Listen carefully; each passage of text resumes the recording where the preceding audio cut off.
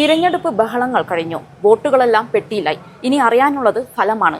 ഈ സമയം സ്ഥാനാർത്ഥികൾക്ക് എന്താണ് നമ്മോട് പറയാനുണ്ടാവുക? ജനഹിതമറിയാം എന്ന പരിപാടിയുമായി ഇന്ന് നമുക്കൊപ്പമുള്ളത് കൂത്തുപറമ്പ് മണ്ഡലം LDFന്റെ ഘടകകക്ഷിയായ RJD സ്ഥാനാർത്ഥി PK പ്രവീണാണ്. എന്താണ് ഇപ്പം പറയാനുള്ളത്? അതായത് ഈ ദിവസങ്ങളിലൊക്കെ എങ്ങനെയായിരുന്നു? തിരഞ്ഞെടുപ്പ് ദിവസങ്ങളിൽ എനിക്കൊന്ന് തിരഞ്ഞെടുപ്പ് പ്രഖ്യാപിച്ചെന്ന് മുതൽ സ്ഥാനാർത്ഥി നിർണയം മുതൽ തന്നെ കാലത്ത് ഇടതുപക്ഷ ജനാധിപത്യ മുന്നണിയുടെ തെരഞ്ഞെടുപ്പ് നിയന്ത്രണവുമായി ബന്ധപ്പെട്ട് അതിൻ്റെ നേതാക്കന്മാർ നമുക്ക് ഒരു നിർദ്ദേശം നൽകും. അതനുസരിച്ച് മുമ്പോട്ട് പോയി.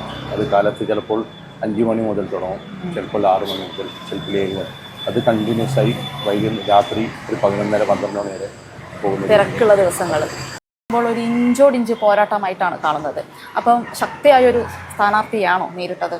എന്തായാലും ഒരു സ്ഥാനാർത്ഥി ഇപ്പം ഐക്യജനാധിപത്യ മുന്നണി ആയാലും BJP ആയാലും സ്ഥാനാർത്ഥി ഒരിക്കലും താഴ്ത്തിക്കെട്ടാൻ നമ്മൾ ഉദ്ദേശിക്കുന്നില്ല. എന്നെ സംബന്ധിച്ചിടത്തോളം ഞാൻ ഈ നാട്ടുകാരനാണ്.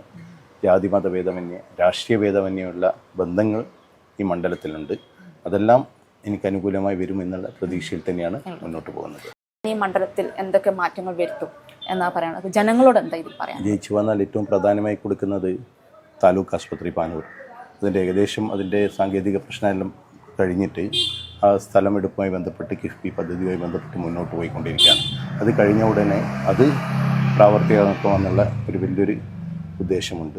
അതായിരിക്കും പ്രാധാന്യമായി കൊടുക്കുന്നത്. പിന്നെ യുവാക്കൾക്ക് വേണ്ടി ഒരു സ്റ്റേഡിയം, അതും പ്രത്യേകിച്ച് ഈ കാലഘട്ടത്തിൻ്റെ ഒരു ആവശ്യമാണ്. യുവാക്കളെ തെറ്റായ വഴിക്ക് പോകാതിലേക്ക് കായിക വിനോദത്തിലേക്ക് എത്തിക്കുക എന്നൊരു ഉദ്ദേശം കൂടിയുണ്ട്. പിന്നെ ജനങ്ങളുടെ ഇതമനുസരിച്ച് എവിടെയാണോ വികസനം ക്ഷേമം വേണ്ടത് അതനുസരിച്ചിട്ട് മുന്നോട്ട് പോകാനാണ് ഉദ്ദേശിക്കുന്നത്.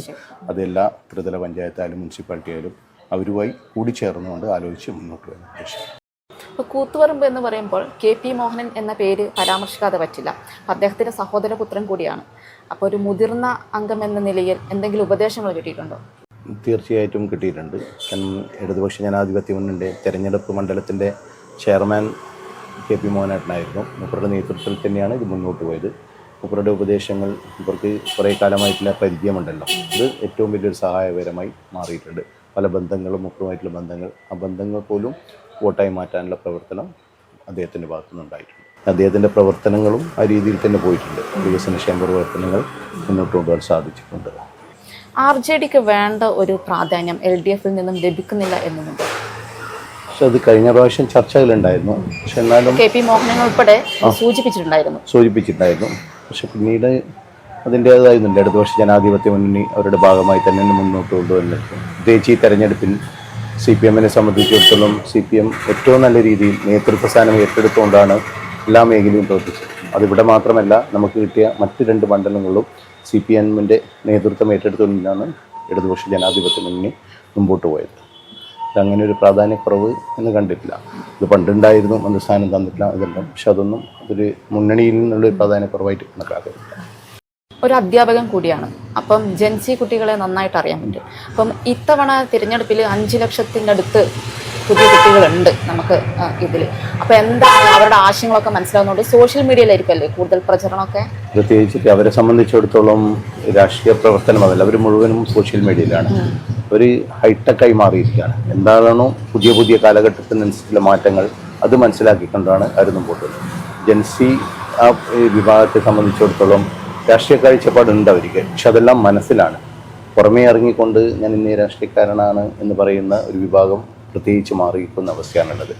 സോഷ്യൽ മീഡിയയിൽ അവരിങ്ങനെ പലതും, അതായത് ഈ സംസ്ഥാനത്തെ മാത്രമല്ല, ഈ രാജ്യത്തെ മാത്രമല്ല, അന്താരാഷ്ട്രത്തിൽ പോലുള്ള പല കാര്യങ്ങളും അവർ മനസ്സിലാക്കിക്കൊണ്ട് അതനുസരിച്ച് വോട്ടിംഗ് മേഖലയിലേക്ക് മാറ്റാൻ അവർക്ക് സാധിക്കുന്നുണ്ട്. അപ്പം ജനങ്ങളുമായിട്ട് സമ്പർക്കം കഴിഞ്ഞു. അപ്പം തിരഞ്ഞെടുപ്പിൻ്റെ വിജയപ്രതീക്ഷ എത്രത്തോളമാണ്? വിജയപ്രതീക്ഷ 100% ഉണ്ട്. കാരണം മറ്റൊന്നുമല്ല, ഞാൻ ഈ നാട്ടുകാരനാണ്. എന്നെ കൂടുതലായിട്ടൊന്നും പരിചയപ്പെടുത്തേണ്ട ആവശ്യമില്ല.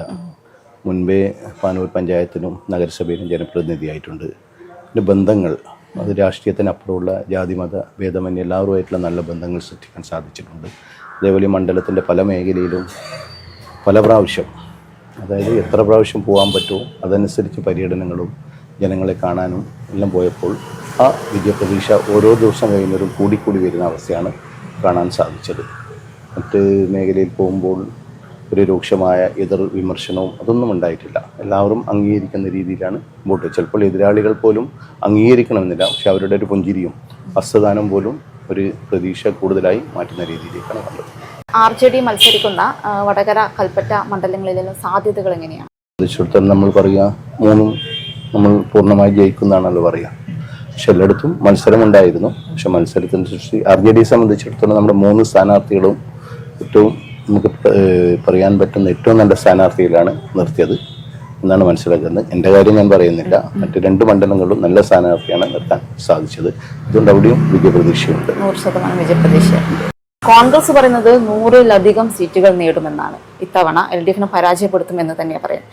LDF-ന്റെ പ്രതീക്ഷ എങ്ങനെയാണ്? എത്ര സീറ്റുകൾ? ഇടതുപക്ഷ ജനാധിപത്യ മുന്നണിയെ സംബന്ധിച്ചിടത്തോളം ഏകദേശം 90-ലധികം സീറ്റ് കിട്ടാൻ സാധ്യതയുണ്ട്. മറ്റൊന്നുമല്ല, കാരണം കഴിഞ്ഞ 10 വർഷമായിട്ട് ഇടതുപക്ഷ ജനാധിപത്യ മുന്നണി ചെയ്ത വികസന ക്ഷേമ പ്രവർത്തനങ്ങൾ എല്ലാ വീടുകളിലും ഒരു സ്പർശനം തന്നെ കൊടുത്തിട്ടുണ്ട്. പണ്ട് ഇടതുപക്ഷ ജനാധിപത്യ മുന്നണി വരുന്നതിന് മുമ്പേ ചെയ്യാൻ പറ്റാത്ത കാര്യങ്ങൾ എല്ലാ ആ തടസ്സങ്ങൾ മാറ്റിക്കൊണ്ടാണ് മുമ്പോട്ട് വന്നത്. അത് ജനങ്ങൾ ഏറ്റെടുത്തിട്ടുണ്ട് എന്നാണ് മനസ്സിലാക്കാൻ സാധിച്ചത്. അതുകൊണ്ട് ഇടതുപക്ഷ ജനാധിപത്യ മുന്നണി ജനങ്ങൾ ഒരു ഹൃദയപക്ഷമായി കണ്ടുകൊണ്ട് ഇടതുപക്ഷ ജനാധിപത്യ മുന്നണി വീണ്ടും അധികാരത്തിൽ വരുന്നു എന്ന ശുഭപ്രതീക്ഷയിലാണ്. പഞ്ചായത്ത് മെമ്പറും കൗൺസിലറും ഒക്കെ ആണെങ്കിലും നിയമസഭയിലൊക്കെ ഒരു കന്നി അംഗമാണല്ലേ, എങ്ങനെയാണ് അത് നേരിട്ടത്? അന്ന് പഞ്ചായത്ത് മെമ്പറും നഗരസഭയിലെ കൗൺസിലറും ആയപ്പോൾ ആ കിട്ടിയ ബന്ധങ്ങളും ആ പ്രവർത്തനങ്ങളും മുന്നോട്ട് കൊണ്ടുപോകാൻ സാധിച്ചു. പിന്നെ അതുകൂടാതെ രാഷ്ട്രീയ ജനതാദൾ എന്ന പാർട്ടിയും എൻ്റെ പാർട്ടി പ്രവർത്തനങ്ങളും ഈ വിദ്യാർത്ഥി രാഷ്ട്രീയത്തിലൂടെ ക്ലാസ് ലീഡറായി വരികയും പിന്നീട് ഘട്ടം ഘട്ടമായി വാർഡ് തലം, പഞ്ചായത്ത്, മണ്ഡല, ജില്ലാ, സംസ്ഥാന തലത്തിലേക്ക് വന്നത്. അന്നേരം ആ പ്രവർത്തനങ്ങളും ക്രോഡീകരിക്കാൻ സാധിച്ചിട്ടുണ്ട്. പിന്നെ ഇടതുപക്ഷ ജനാധിപത്യ മുന്നണി എന്ന ആ മുന്നണി ശക്തമായ പിന്തുണ തന്നിരുന്നു. PR കുറുപ്പിൻ്റെ രാഷ്ട്രീയ പാരമ്പര്യം തിരഞ്ഞെടുപ്പിൽ ഗുണം ചെയ്തിട്ടുണ്ടോ? ഏറ്റവും നല്ല രീതി PR കുറുപ്പിൻ്റെ പ്രവർത്തനങ്ങളും ആ കാലഘട്ടത്തിലെ അന്ന് അദ്ദേഹത്തിൻ്റെ ബന്ധങ്ങൾ അതൊരു വല്ലാത്ത ബന്ധമാണ്. ഇന്നും എനിക്ക് തോന്നുന്നു ഈ സോഷ്യലിസ്റ്റ് പാർട്ടിയെ സംബന്ധിച്ചിടത്തോളം ഈ നിയോജക മണ്ഡലത്തിൽ PR എന്ന 2 അക്ഷരത്തിൽ തന്നെയാണ് സോഷ്യലിസ്റ്റ് പാർട്ടി ഇപ്പോഴും പ്രവർത്തനമായി മുമ്പോട്ട് പോകുന്നത്. അതിൻ്റെ ഭാഗമായി പഴയ ആൾക്കാരെ കുറേ ആളെ കാണാൻ സാധിച്ചിരുന്നു. ആ വീടുകളിൽ പോകുമ്പോൾ അവരുടെ ഒരു സ്നേഹബന്ധം, സൗഹൃദ ബന്ധം. ഞാൻ PK പ്രവീൺ എന്ന രീതിയിലല്ല അവർ പറയുന്നത്. ഞാൻ PR-ൻ്റെ മകൻ്റെ മകനാണെന്ന് പറയുമ്പോൾ ആ ഒരു ബന്ധം വല്ലാത്തൊരു ബന്ധമാണ്. അന്നേരം അവരിൽ കാണുന്ന ആ സന്തോഷവും സൗഹൃദവും ഒരു വല്ലാത്ത രീതിയിലാണ് മുമ്പോട്ട് വരുന്നത്. അത് ഏറ്റവും കൂടുതൽ ഈ തെരഞ്ഞെടുപ്പിന് എനിക്ക് അനുകൂലമായി ഉണ്ടാക്കാൻ സാധിച്ചിട്ടുണ്ട്. അപ്പം തുടർ ഭരണം വന്നാൽ LDF 3-0 വന്നാൽ മന്ത്രിസഭയിലുണ്ടാകുന്നു. പാർട്ടിയാണ് തീരുമാനിക്കേണ്ടത്. പാർട്ടി നിർദ്ദേശിക്കുന്ന അനുസരിച്ച് മുമ്പോട്ട് പോകാൻ, എന്നാലും തന്നെ എന്തും പാർട്ടിയുടെ കീഴിൽ നിന്നുകൊണ്ട് പാർട്ടി പറയുന്ന അനുസരിച്ച് മുന്നോട്ട് പോകുക എന്നുള്ള ഉദ്ദേശമാണ്. അപ്പം ഈ നമ്മുടെ മണ്ഡലത്തിൽ ജയിച്ചു വന്നാൽ ആദ്യ പരിഗണന പാനൂർ താലൂക്ക് ആശുപത്രിൻ്റെ ആ സാങ്കേതിക പ്രശ്നങ്ങളുടെ തീർന്ന സ്ഥിതിക്ക് എത്രയും വേഗത്തിൽ അതിൻ്റെ പ്രവർത്തനം മുന്നോട്ട് നടത്താനുള്ള പരിഗണന നൽകും. അതേപോലെ ചില മേഖലകളിലെ റോഡുകളെ പ്രശ്നമുണ്ട്. ഇന്നും അതെല്ലാം ഫണ്ട് പാസ്സായതാണ്, പക്ഷെ പ്രവർത്തനം ഇതുവരെ തുടക്കം കുറിച്ചിട്ടില്ല. അത് തുടക്കം കുറിക്കാനുള്ള പദ്ധതികളാണ് പ്രധാനമായിട്ട്. റാന്തൽ തിരഞ്ഞെടുപ്പ് ചിഹ്നം തന്നെ വീട്ടിലുണ്ട്. ഇത് തിരഞ്ഞെടുപ്പ് ആവശ്യങ്ങൾക്ക് ഉപയോഗിച്ചതാണോ? അതെ. അതിന് പ്രത്യേകിച്ച് ഇടതുപക്ഷ ജനാധിപത്യ മുന്നണിയുടെ 10 വർഷത്തെ ഭരണം ഈ സംസ്ഥാനത്ത് പവർ കട്ട് തീരെ ഒഴിവാക്കിയതാണ്. പുതിയ തലമുറയെ സംബന്ധിച്ചിടത്തോളം ഈ മെഴുകുതിരിയും റാന്തലും എന്താണെന്ന് അറിയാത്ത അവസ്ഥയാണ്. അത് കൂടുതൽ പ്രചരണം ചിഹ്നത്തിന് കൊടുക്കുക എന്ന ഉദ്ദേശത്തോടുകൂടി തന്നെയാണ് ഉണ്ടാക്കിയത്. കൂത്തുപറമ്പിൻ്റെ സ്ഥാനാർത്ഥിയാണ്, ഒരുപാട് തിരക്കുകളൊക്കെ ഉണ്ട്. എന്നാലും ഞങ്ങളോട് സഹകരിച്ചതിന് നന്ദി. താങ്ക്സ്. നമസ്കാരം. AG gold Vishu Akshaya Tritiya special ഓഫറുകൾ. ഐശ്വര്യത്തിന്റെയും സമൃദ്ധിയുടെയും ഈ ശുഭദിനങ്ങളിൽ നിങ്ങളുടെ സ്വർണ്ണ പർച്ചേസ് കൂടുതൽ ലാഭകരമാക്കൂ. പ്രത്യേക ഓഫറുകളും സമ്മാനങ്ങളും നിങ്ങളെ കാത്തിരിക്കുന്നു. ഓരോ 1 പവൻ സ്വർണ്ണാഭരണങ്ങൾ പർച്ചേസ് ചെയ്യുമ്പോഴും ഗോൾഡ് കോയിൻ സമ്മാനം. ഡയമണ്ട് ആഭരണങ്ങൾക്ക് പണിക്കൂലിയിൽ 40% വരെ ഡിസ്കൗണ്ട്. ഓരോ 50,000 രൂപ ഡയമണ്ട് പർച്ചേസിനും ഗോൾഡ് കോയിൻ സമ്മാനം.